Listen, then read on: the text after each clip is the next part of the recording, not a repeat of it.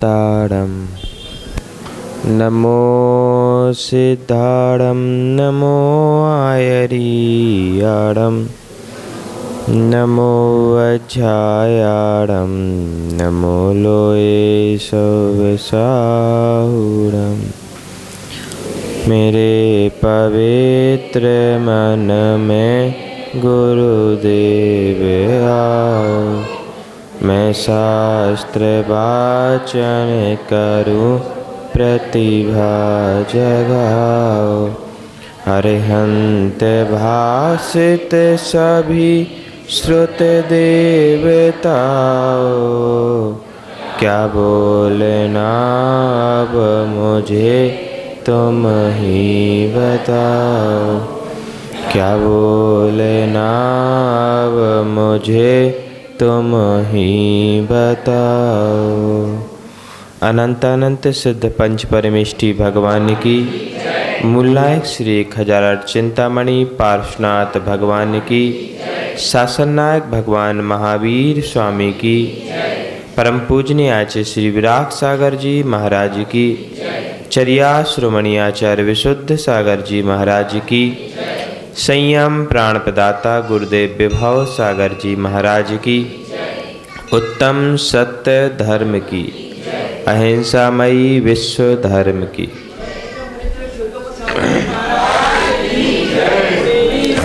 प्रियात्मन, हमारे यहो भाग्य हैं, हम आज सत्य धर्म की उपासना करने के लिए उपस्थित हुए हैं। आचार्य बतलाते हैं, यह सत्य की चर्चा तो सरल होती है, किंतु इसकी अर्चना थोड़ी सी कठिन होती है। लोग कहते हैं सत्य कड़वा होता है, और सत्य जब हम बोलते हैं तो सामने वाले को दुख जरूर होता है।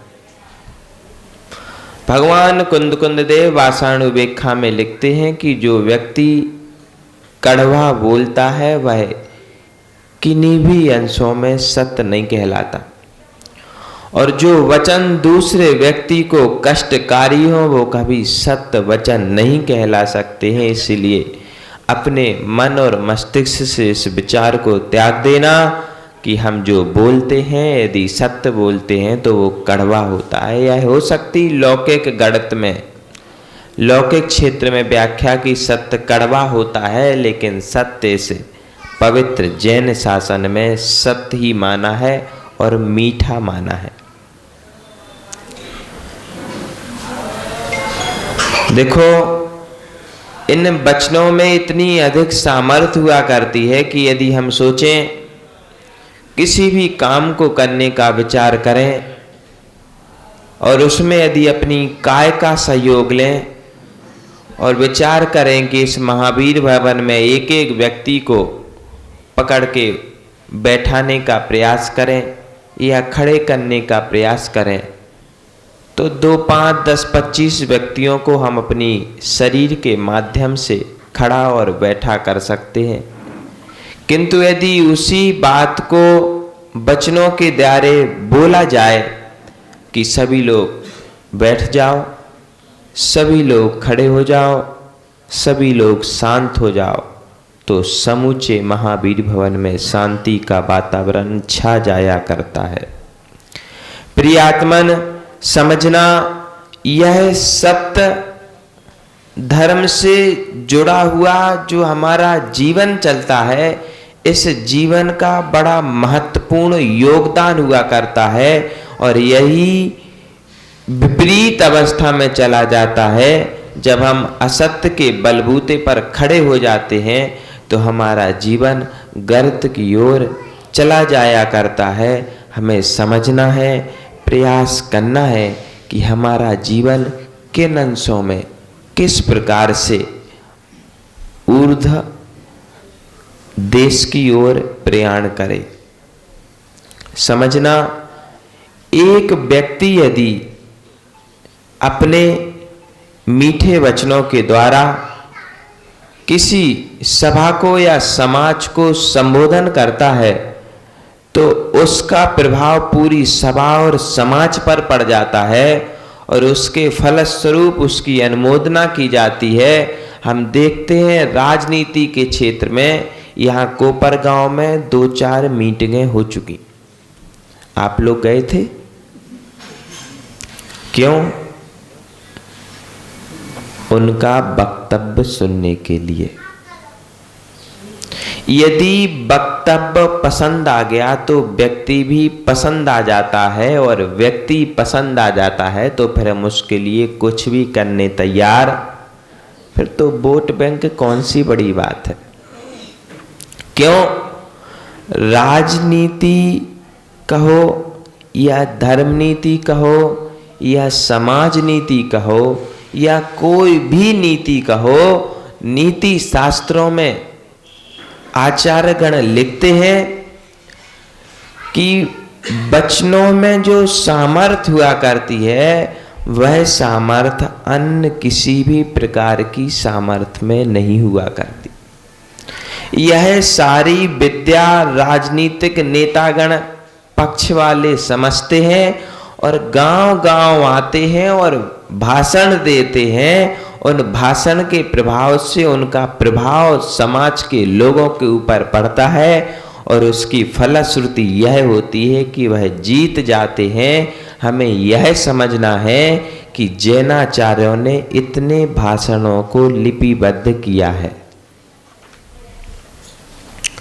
उन भाषणों का प्रयोजन मात्र इतना है कि आपके जीवन में सत्य धर्म का प्रवेश हो और मृषा से आप लोग छूट जाओ। जब हम लोग चतुर्दशी को पाक्षिक प्रतिक्रमण करते हैं तो उसमें 6 बार भावना भाई जाती है कि मैं मृषा का त्याग करता हूँ और सत्य वचन को स्वीकार करता हूँ। अहिंसा महाव्रत में, अचौर्य महाव्रत में, ब्रह्मचर्य महाव्रत में, सत्य महाव्रत में, सारे महाव्रतों में 6 बार भावना भाई जाती है कि मैं असत्य का त्याग करता हूँ और सत्य को स्वीकार करता हूँ। फिर वह सत्य कौन सा है, कैसा है और किन अंशों में हमें स्वीकार करना चाहिए, वो एक कहानी हम छोटे में पढ़ते थे, शायद किसी किसी को याद भी होगी कि वो एक महाराज जंगल में ध्यान कर रहे थे। एक कसाई एक गाय के पीछे लगा हुआ था। गाय उनके सामने से निकली। कसाई ने आके पूछा कि महाराज आपके सामने से कोई गाय गई क्या? तो महाराज खड़े हो गए और उत्तर दिया कि जब से मैं खड़ा हुआ हूँ तब से मेरे सामने से कोई भी गाय नहीं निकली। यह सारे प्रथमानी योग की कहानी किस्से हमें नसीहत देते हैं कि सावधान हो जाओ, समझदार हो जाओ कि असत्य वचन नहीं बोलना और असत्य को सत्य को असत्य, असत्य को सत्य और किस प्रकार से सत्य को सत्य बना करके बोलना है, यह विधि हमें सिर्फ और सिर्फ प्रथमानी योग के ग्रंथों में मिलती है। दोनों विदुषी माताएं, आप प्रथमानी योग का अभ्यास भी प्रारंभ कर देना। आप पूछो क्यों? उसका उत्तर यह है कि जब तक ज्ञान का आनंद लेना था वो उम्र ज्ञान के आनंद की गई। देखो, बुरा नहीं मानना, दोनों वृद्धावस्था की ओर हो। अब ज्ञान के आनंद की उम्र गई, अब तो ज्ञान को पीना है और बिना प्रथमानी योग के ज्ञान को पिया नहीं जा सकता।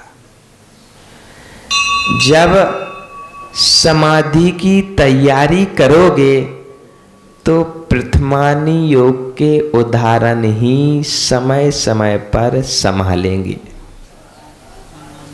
आचार्य कहते हैं कि प्रथमानी योग कहानियों के माध्यम से करणानी योग, चरणानी योग और दिव्यानी योग तीनों योगों को समाविष्ट कर करके हमारे ज्ञान को परिपूर्ण बनाता है। इसीलिए प्रथमानी योग हमारे लिए उपादेय है।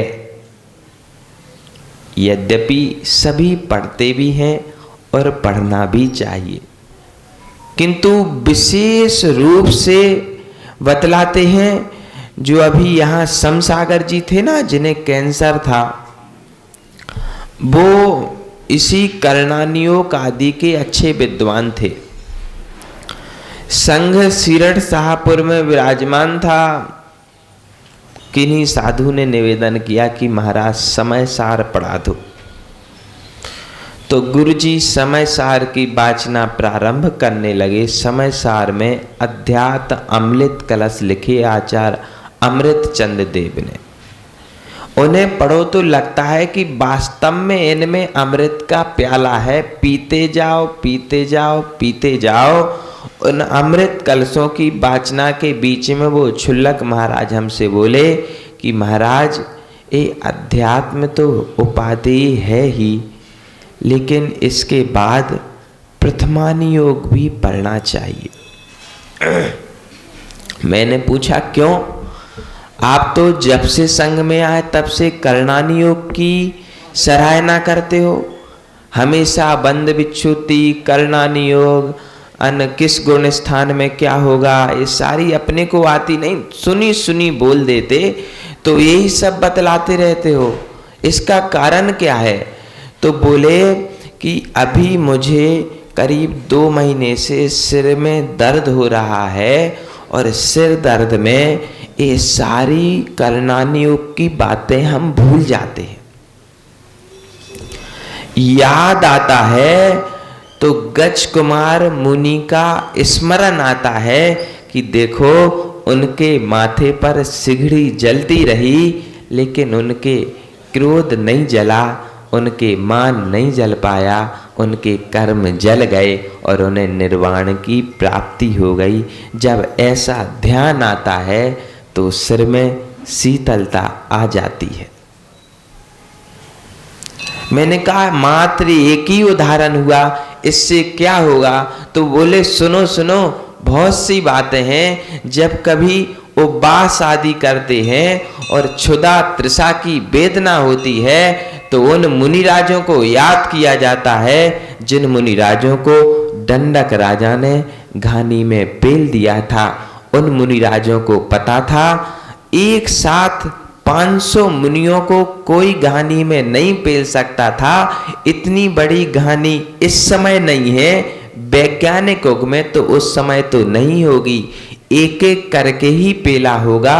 और एक के बाद नितिन दादा पता होगा कि अब काले का नंबर आने वाला है, फिर भी काले उठ कर के नहीं भागे कि मेज को घानी में पेल दिया जाएगा। कितनी समता होगी और कितना ज्ञान होगा कि उस ज्ञान के बलबूते पर घानी में पेले जाने के लिए बैठे रहे, लेकिन भागे नहीं। धर्म का परिवर्तन नहीं किया, कर्म का परिवर्तन नहीं किया, शरीर का देह का परिवर्तन स्वीकार कर लिया।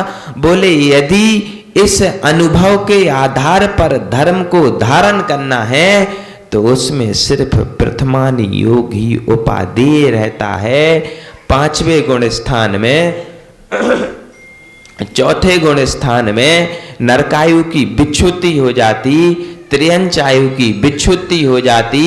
यह बात बोले समझ में तो आती है, लेकिन इस बात से जब भूख लगती है तो उस पे शांति नहीं मिलती।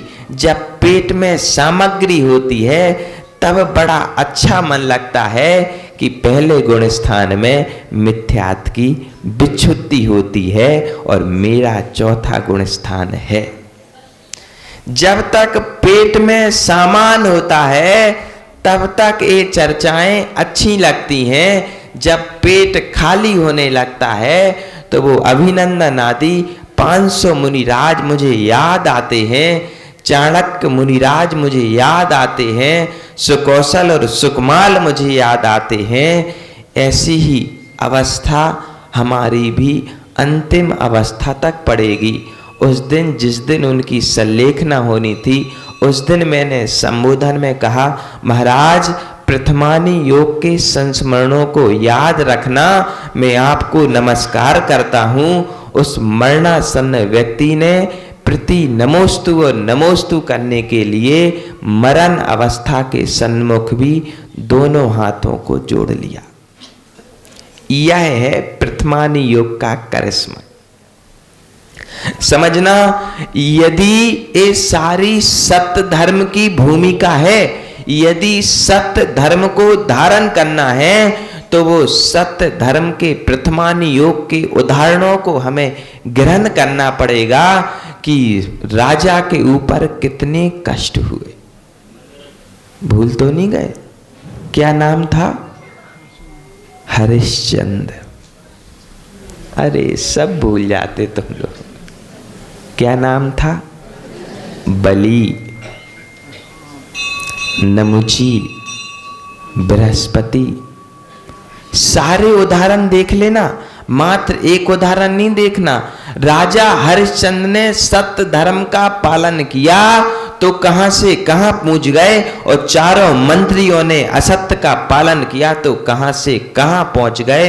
दोनों पहलुओं को साथ में रखना, तब इस धर्म की परिभाषा को हम समझ पाएंगे। समझना इतना ही है मात्र कि किसी का अहित ना हो, किसी को कष्ट ना हो, सबके लिए समान रूप से हमारा प्रेम व्यवहार पहुंचता जाए, उस व्यवहार में खंडित ना हो।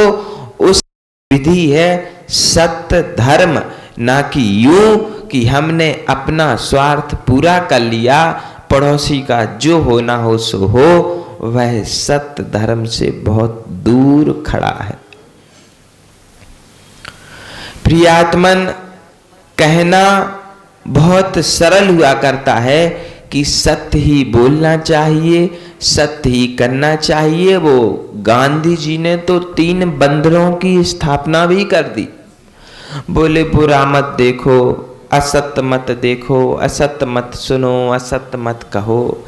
लेकिन कैसा असत्य, किस प्रकार का असत्य? सूरदास तो और भी महान हुए। बोले यह देखने से, स्त्री को देखने से काम विकार जागृत होता है, तो आंखें ही फोड़ ली। बोले अब ना देखेंगे ना काम विकार उत्पन्न होगा।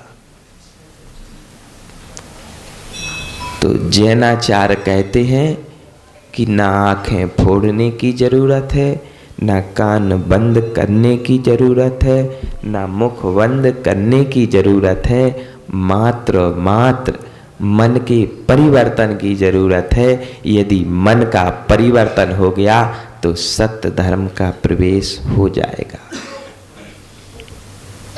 प्रिय आत्मन, जिसके जीवन में यह सत्य धर्म का प्रवेश हो जाता है, उसका जीवन परिवर्तित हो जाता है।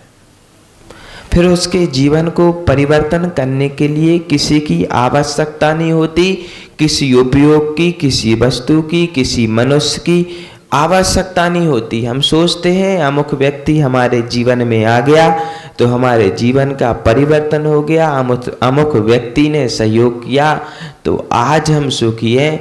किंतु ये मात्र कल्पना है। यदि भीतर में सत्य नहीं होता, यदि भीतर में आत्मविश्वास नहीं होता, और सिद्धांत के अनुसार कहें तो स्वयं के उपादान में यदि सामर्थ्य नहीं होती, तो निमित्त कुछ भी करने में समर्थशाली नहीं हो सकते थे।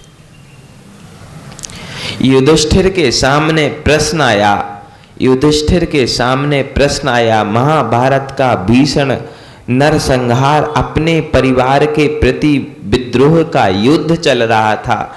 दुर्योधन युधिष्ठिर के पास आया कि अब 17 दिन बीत चुके हैं, 18वें दिन इस युद्ध का परिणाम क्या होगा।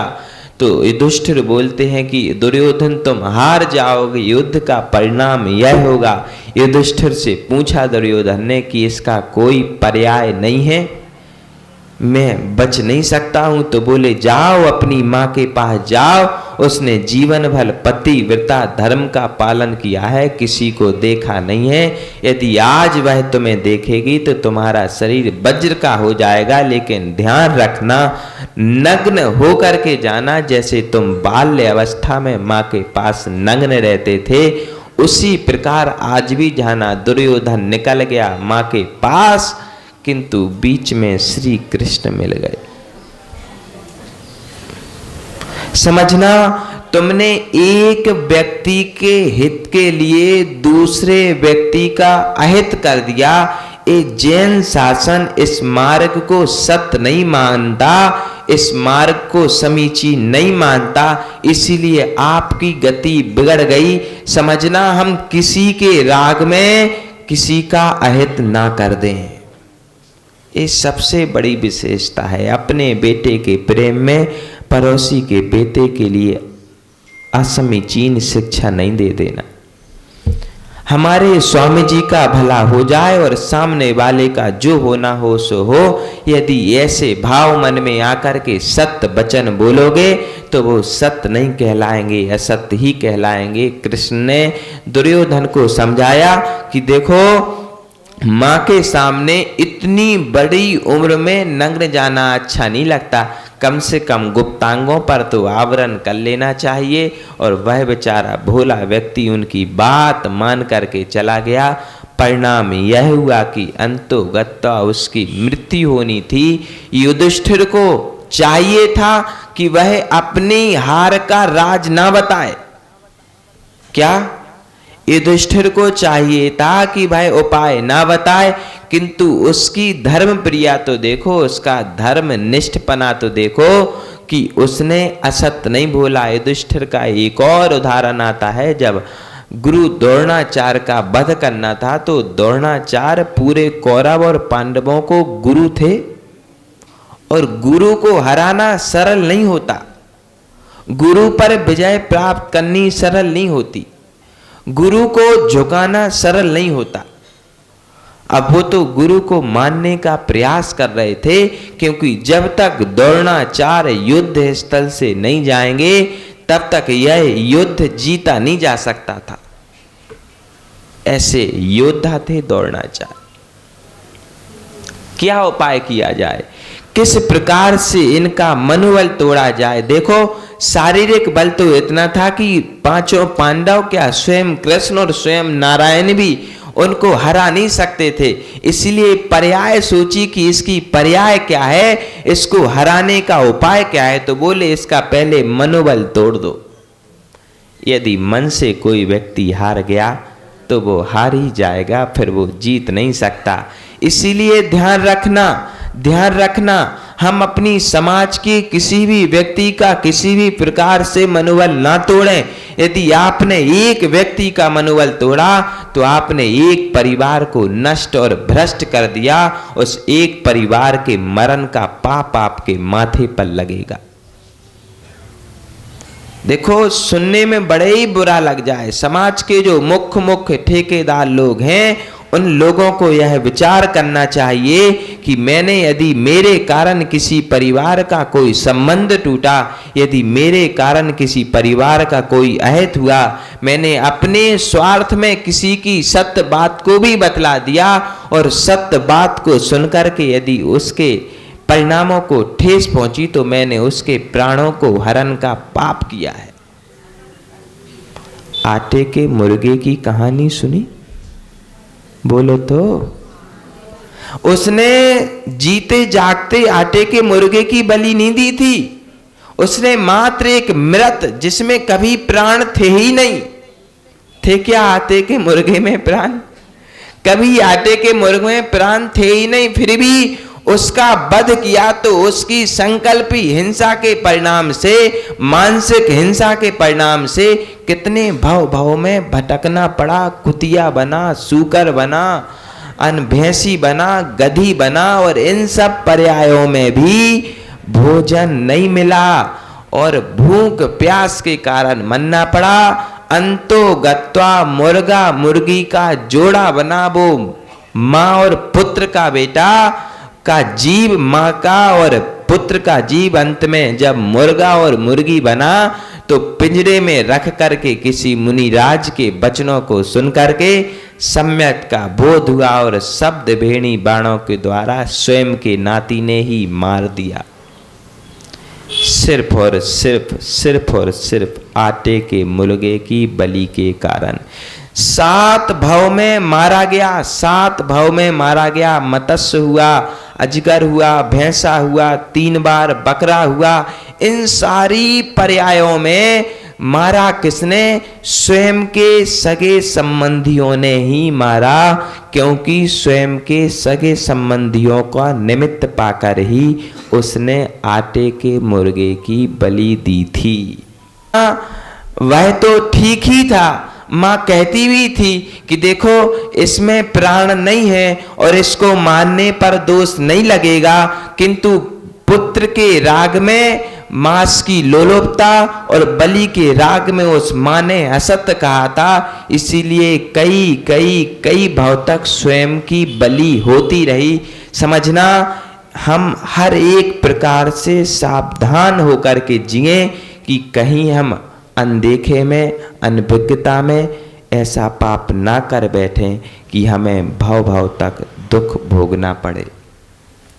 समझना, उस आटे की मुर्गी की जब बतलाते हैं कि जब वो अभयमती और अभयरुचि नामक छुल्ली और छुल्लिका हुए, तो दोनों ने उस पाषाण दिल देवी के सामने जब अपनी पिछले भवों की कहानी सुनाई, तो बोलते हैं कि राजा तो राजा, उस पाषाण हृदय देवी का भी मन पिलक गया और वो चंडिका देवी भी बालिका का रूप रखकर उनके चरणों में नमस्कार करने के लिए आ गई कि धन्य, आज मेरा भी हृदय परिवर्तन हो गया।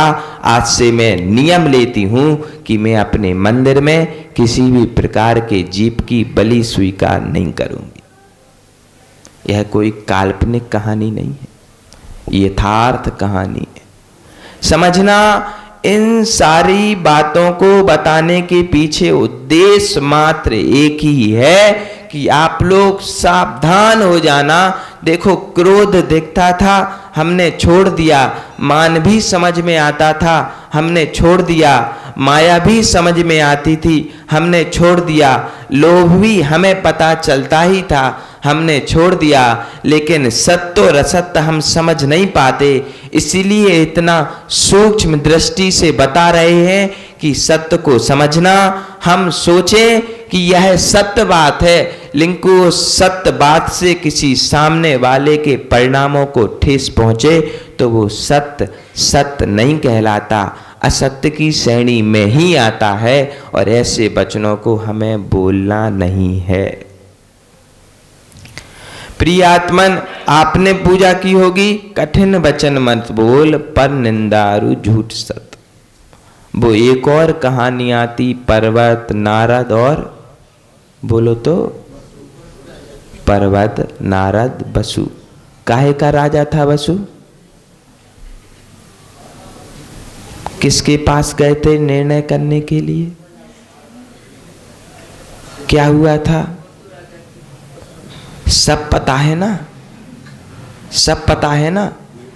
मां ने राग किया बेटे से, वह जानती थी कि आज का मतलब पुराना धान्य ही है, किंतु मेरा बेटा अग्नि में प्रवेश ना कर ले, उस बेटे की मूर्खता और बेटे से राग के कारण मां राजा के पास पहुंच गई कि बेटा, तुम मेरे बेटे के कहे हुए वचनों को सत्य कह देना, तो यही तुम्हारी गुरु माँ के प्रति दक्षिणा हो जाएगी और गुरु माँ के वचनों की मर्यादा भी तुम रख लोगे। आप लोग सावधान हो जाना।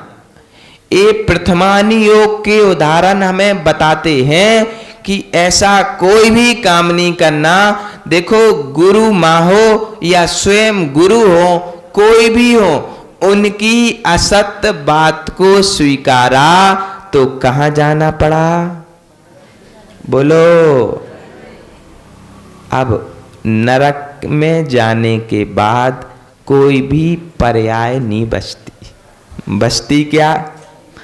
अब वो बोलते लोग बोले, उठो वसु स्वर्ग में जाओ, उठो वसु स्वर्ग में जाओ। तो हवन में आहुतियां देने से कोई भी जीव स्वर्ग में जाने वाला नहीं है। यदि स्वर्ग ले जा सकता है तो मात्र सत्य वचन ही ले जा सकते हैं।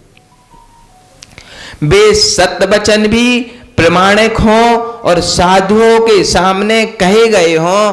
आचार्य कहते थे कि गुरुजी हमेशा बतलाते थे, बोले सत्य वचन सबके सामने मत बोलना, यदि सत्य वचन बोलना है तो मात्र सज्जनों के सामने बोलना, क्योंकि साधु सो वचनम सत्यम सर्वार्थ सिद्धि में भगवान पूज्यपाद महाराज ने लिखा है। यदि आपको सत्य वचन बोलना है तो साधु जनों के बीच में बोलिए, तो आपके सत्य वचन मान्य हो गए।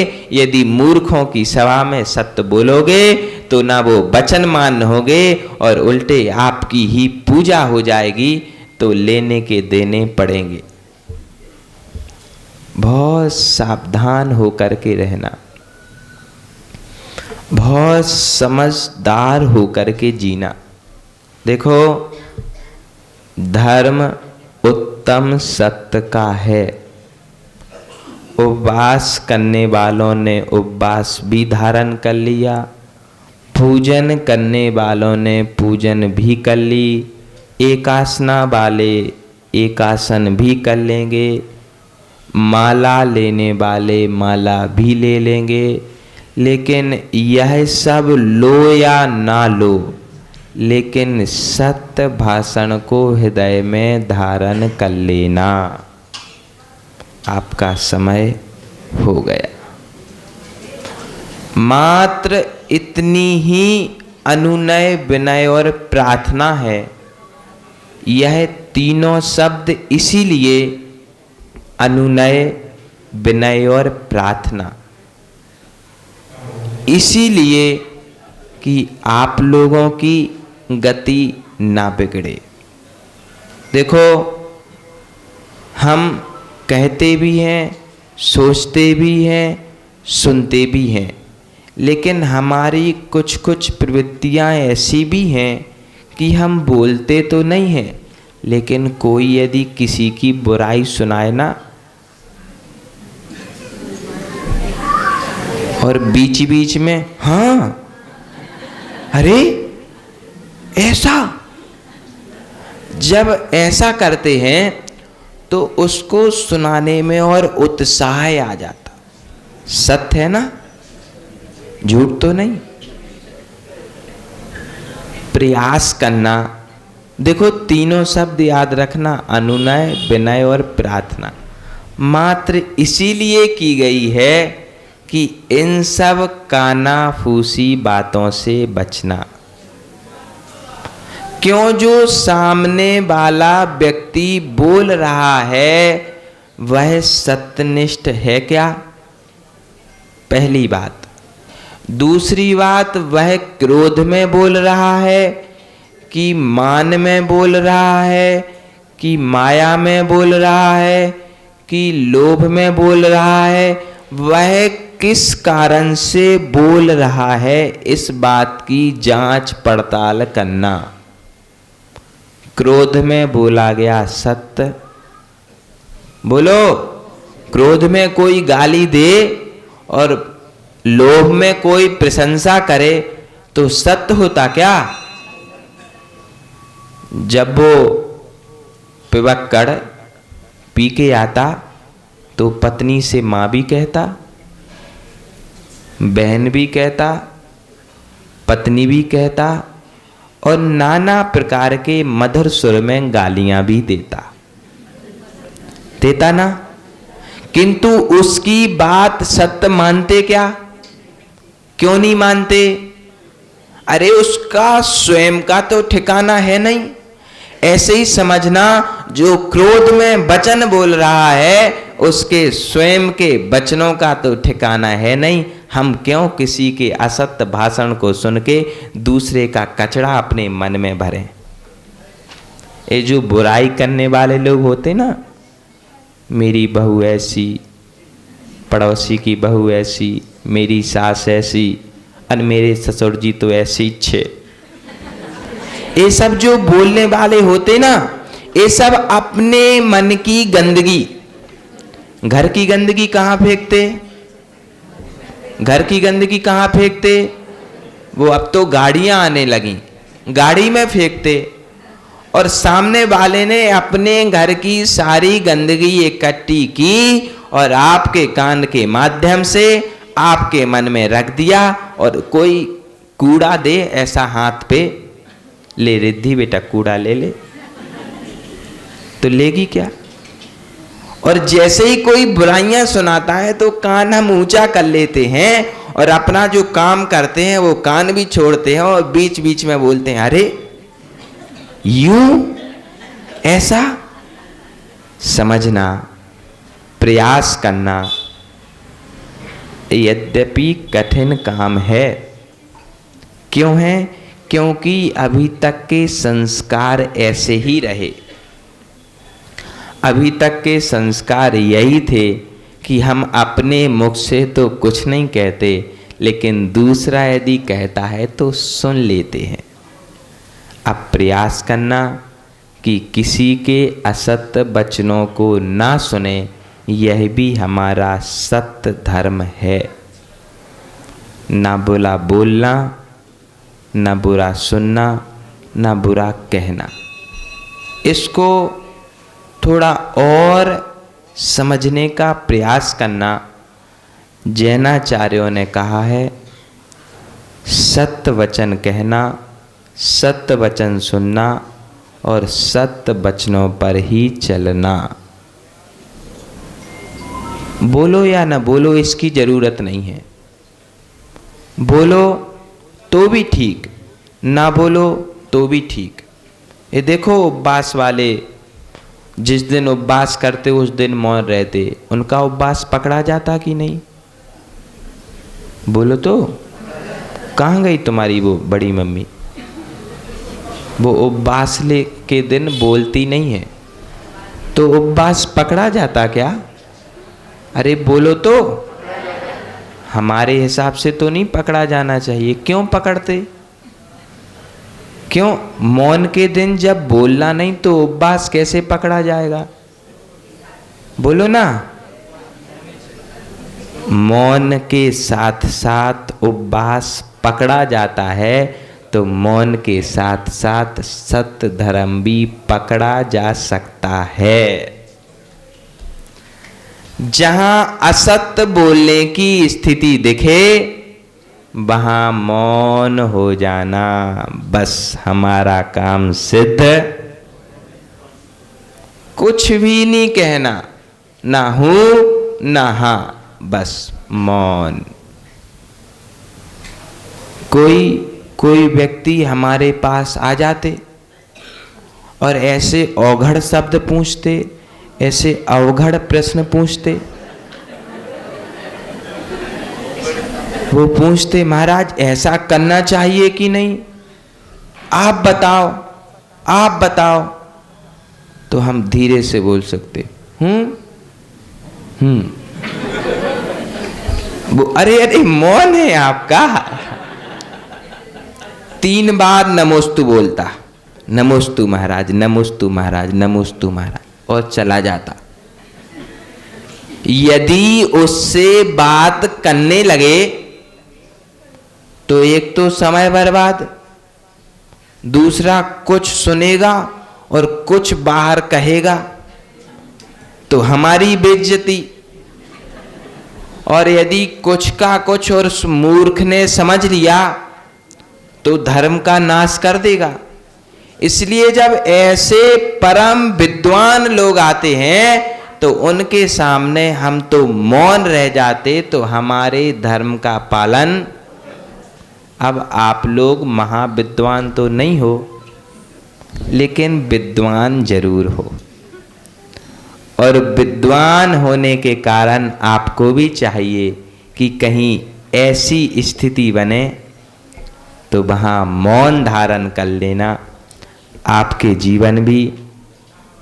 जीवन में भी यह परम पावन पवित्र सत्य धर्म का प्रवेश हो। धीरे धीरे सारे धर्म आएंगे, अपनी गति के अनुसार जाएंगे भी, किंतु यदि उसके बीच में हमने सत्य धर्म प्रगटा लिया तो हमारा जीवन का कल्याण। गुरुजी एक बहुत प्यारा उदाहरण देते हैं, वो याद आगे आपको बतला दें। लोग बाग कहते कि ये मंदिर इतने सारे बनने लगे, पुजारी नहीं होते बोलते ना, ये सास इतने सारे छपने लगे, पढ़ने वाले नहीं होते। तो गुरुजी कहते कि इनके बीच का समय देखो। यह मंदिर बना 50 वर्ष पहले, अब 50 वर्ष बाद रहेगा कि नहीं रहेगा इसकी गारंटी नहीं है, लेकिन इन बीच के 100 वर्षों में इससे किसने क्या पाया? लाखों लोगों ने सम्यक दर्शन पाया, लाखों लोगों ने अपनी धर्म आराधना की। मात्र यहीं तक सीमित रह जाओ कि इसके बनने और मिटने के बीच में हमें क्या प्रकट हुआ। जिनवाणी छपी, जिनवाणी नष्ट हुई, और इसके बीच में हमने इसका अध्ययन किया और हमें क्या प्रकट हुआ। यदि हमें सम्यक दर्शन, ज्ञान और चारित्र प्रकट हो गया तो मंदिर बनने भी दो, मिटने भी दो, हमें इससे प्रयोजन नहीं। हमें तो अपने रत्नात्रय से प्रयोजन रखना है। धर्म आने दो, धर्म जाने दो, हमें इससे मतलब नहीं। हमें तो सत्याचरण को प्रकट करना है। सभी के जीवन में सत्य धर्म आए, ऐसी भावना भाते हैं। परम पूज्य गुरुदेव विभव सागर जी महाराज की। श्वासों में तुम्हें बसाए हे जिनवाणी माँ, बार बार हम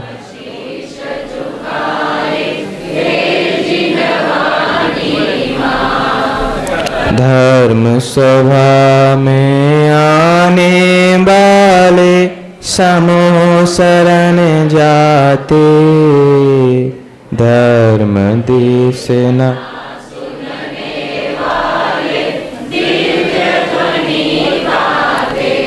गुरु मिले तो प्रभु मिलेंगे, कहती वाणी माँ।